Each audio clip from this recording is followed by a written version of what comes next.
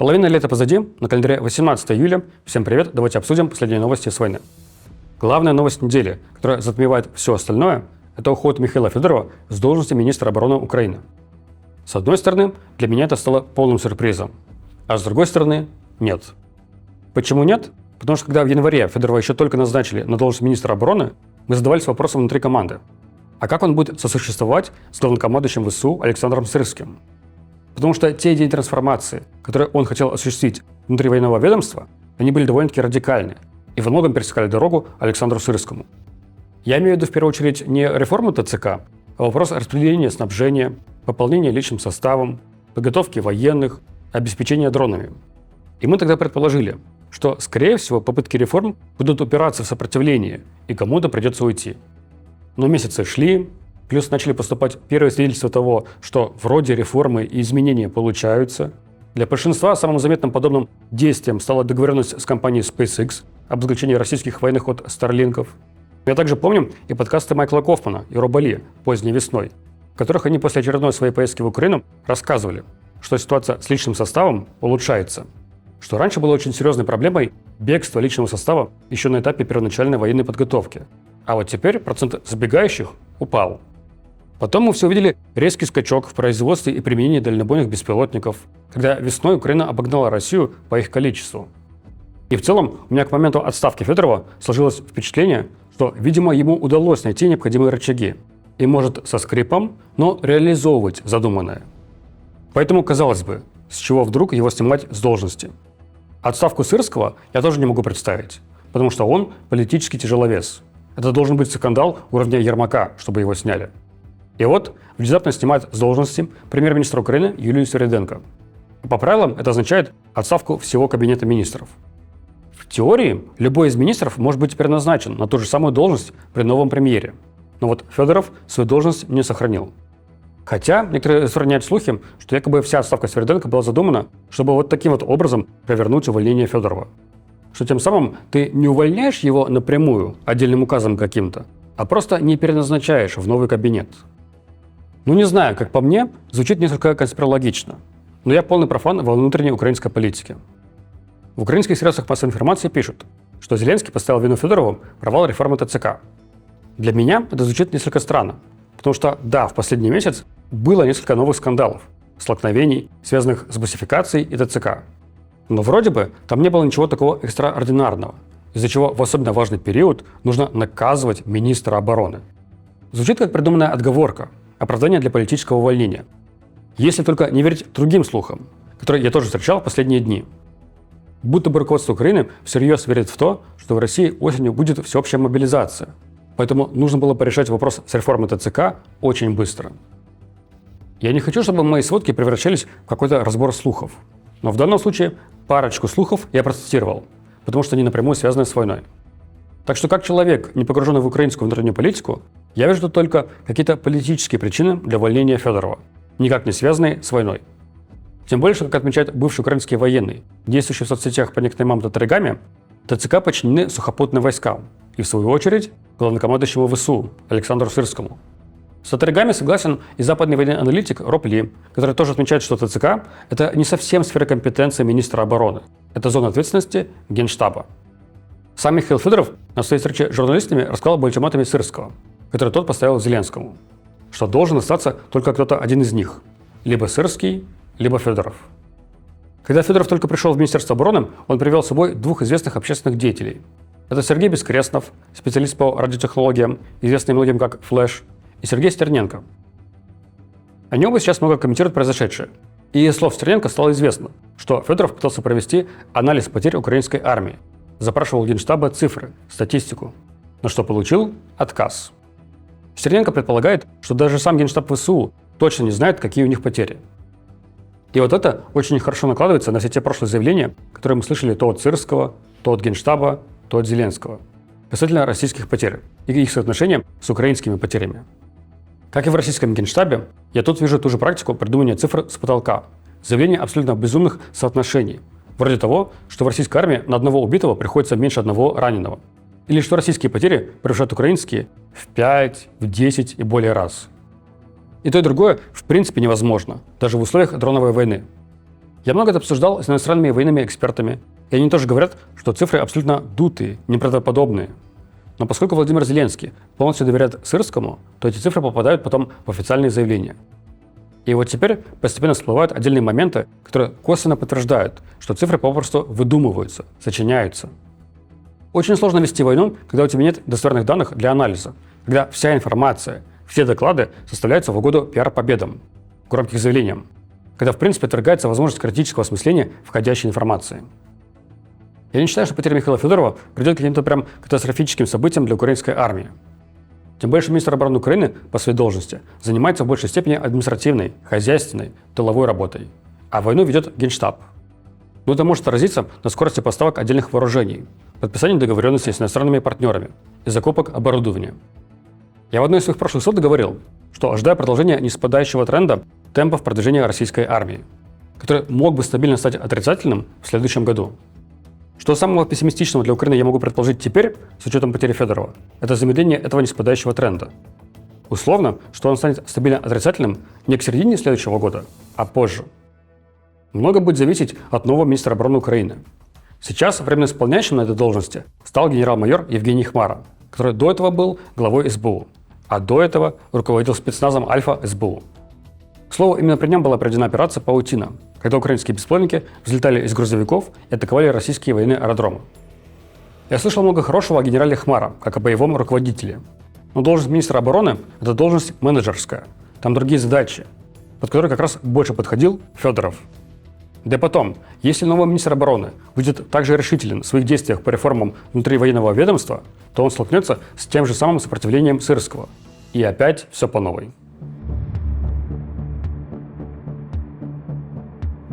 К слову об операции «Паутина». В последние месяц-полтора было несколько сообщений о перекрытии дорог из-за опасения повторения этой операции. Было такое в Мурманской области и было такое в Кемеровской области.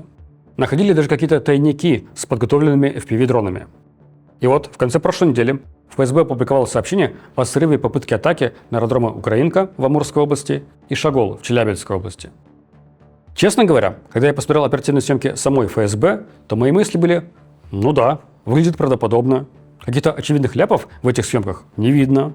Для украинских сил было бы очень логично попытаться повторить операцию «Паутина». Поэтому похоже на правду. Но вот потом появился большой репортаж ВГТРК. И там такой испанский стыд, что это сразу рассеяло мою уверенность в правдоподобности операции, хоть и не до конца. Дело даже не в том, насколько там корреспондент или подставной агент кривляются, а в том, насколько показушно все снято. Как они вели оперативную игру совместно с ФСБ с самого-самого начала, когда потенциальному диверсанту еще впервые только написали с предложением провести диверсию на территории России. Как потом у ФСБ на всех этапах операции оказались заранее установлены камеры вообще везде. И в гараже, и в домах везде. Короче, это зародило во мне сильное подозрение, что кто-то из генералов ФСБ решил выслужиться и придумал такую постановку. Потом позже появилось еще одно видео, где в каком-то цеху расстреляют FPV-дроны, и они даже начинают взлетать, как будто с намерением атаковать какой-то объект. Причем почему-то эти дроны без взрывчатки. Мы это понимаем, потому что внезапно в цех врываются ФСБшники и начинают стрелять по этим дронам. Если бы у этих беспилотников была бы под ними взрывчатка, то ФСБшники уже получили бы премию Дарвина. Но вместо этого мы видим только, как вспыхивают аккумуляторы. Так что премию «Оскар» киностудия ФСБ тоже не получит. Наверное, стоит отметить, что не в результате операции «Паутина-2», но все же потери российской авиации за эту неделю были. В середине недели появилось видео, где украинский FPV-дрон атакует летящий российский ударный вертолет Ми-28Н в Белгородской области. Последствия удара не ясны, но отдельно отмечу, что в отличие от вертолетов К-52, у вертолетов Ми-28Н нет катапультирования экипажа.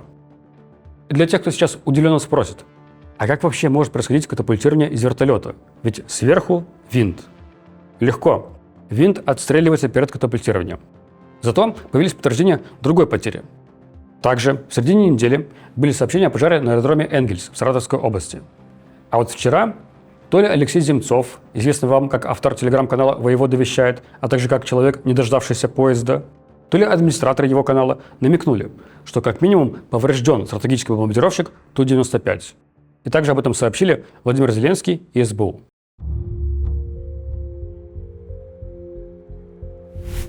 прошлой сводке я рассказал про критическую ситуацию с противоракетной обороной, закончившимися запасами зенитных ракет ПАК-3 для комплекса Patriot, из-за чего только в одном дне июля перехватывали российские баллистические ракеты. За прошедшую неделю появились новые перехваты. В ночь на вторник и в ночь на четверг Россия опять применяла баллистические ракеты. И в этот раз около половины из них перехватывалось. Учитывая, что перехватывалось только около половины ракет, то предполагаем, что Украина получила новую поставку ракет ПАК-3, но в очень ограниченном количестве, из-за чего приходится эти запасы экономить и выбирать, какие именно баллистические ракеты российские сбивать. Выбор может происходить, например, путем анализа траектории полета ракеты и предположения о ее возможной цели. Новый премьер-министр Украины Сергей Карецкий во время своего назначения в Верховной Раде заявил, что эта зима может стать самой тяжелой для Украины за все время полномасштабной войны. И это как раз и связано с российской баллистикой. Во второй половине года Россия традиционно начинает смещать фокус своих ударов на украинскую энергосистему и газодобывающую отрасль. То есть, чтобы опять-таки оставить зимой украинцев без тепла и электричества. Производство, закупки, поставки средств противовоздушной обороны – это как раз таки вопросы, которые находятся в сфере ведения министра обороны. Так что человек на этой должности будет особенно важен для Украины. В каком-то смысле, наверное, даже больше, чем человек на должности главнокомандующего ВСУ или начальника Генштаба. Потому что не устану повторять, война меняется и переходит из позиционно-фронтовой фазы в дальнобойную воздушную. Вы думаете, почему в моей сегодняшней сводке нет ничего по фронтам? В прошлой сводке мы с вами обсудили лицензию на производство ракет Patriot для Украины и пришли к выводу, что это на далекую перспективу, даже не для этой войны. И я согласен с военным аналитиком Майклом Кофманом, что для текущей войны Украине будет перспективнее заниматься разработкой собственных систем противовоздушной обороны, состоящих как из собственного производства, так и европейских компонентов. Это может быть, например, система противовоздушной обороны Freya, которую уже давно анонсировали, с ракетами FP-7X от компании Firepoint. И тут тоже огромную роль играет человек на должности министра обороны, потому что нужно будет убеждать европейские компании в необходимости совместной разработки, обмена технической документацией. Учитывая чувствительность этих технологий, европейские компании, европейские чиновники должны доверять украинской стороне, представлять которую будет министр обороны. Президент Франции Эммануэль Макрон сообщил о намерении передать Украине лицензии на производство крылатых ракет «Скальп», зенитных ракет «Астра-30» для комплекса САМПТ и планирующих авиабомб «Хэммер». А в 28-29 годах ожидается, что Украина получит истребители «Рафаль». Не знаю насчет Астра-30 и «Хэммер», но по крылатым ракетам «Скальп», по сути, тех же британских Storm Shadow, сначала придется еще получить разрешение Америки, поскольку там есть их микроэлектроника. Я думаю, что во многом цель таких заявлений европейских партнеров – показать Путину, что Европа поможет Украине наращивать масштаб дальнобойных воздушных атак, что война будет обходиться России все дороже и дороже. Такой вот способ давления. В целом, украинская тактика по войне сейчас – это стабилизировать линию фронта, чего уже удалось достигнуть, и нарастить дальнобойные удары по России. Для чего и создали теперь командование дальнобойного воздействия в армии Украины, чтобы тем самым показать Путину, что для достижения его военных целей, а именно захвата всего Донбасса, у него идет еще не один год. А с течением времени продолжение этой войны будет обходить российской экономике все дороже и дороже. Отдельным элементом давления на Путина, рычагом, надеются сделать Крым. Рассчитывают, что Крым для Путина настолько важен, что он готов будет пойти на уступки ради восстановления нормального снабжения Крыма. По замыслу, в конечном итоге это должно привести к подписанию соглашения о перемирии на приемлемых для Украины условиях. Те условия, которые Россия выдвигает сейчас с отводом украинских сил со всей территории Донбасса, в том числе Славянска и Краматорска, они, конечно, неприемлемы. Стратегия Кремля, как мне видится, остается прежней. Не так важно, когда именно выйдут на административные границы Донецкой области.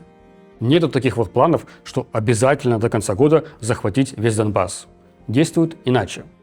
Опять расширяют кампанию воздушных ударов, а чем ближе к холодам, тем больше переключают эту кампанию на украинскую энергетику, чтобы создать чрезвычайную ситуацию, заставить людей бежать, уезжать из страны и тем самым дополнительно вымывать украинскую экономику.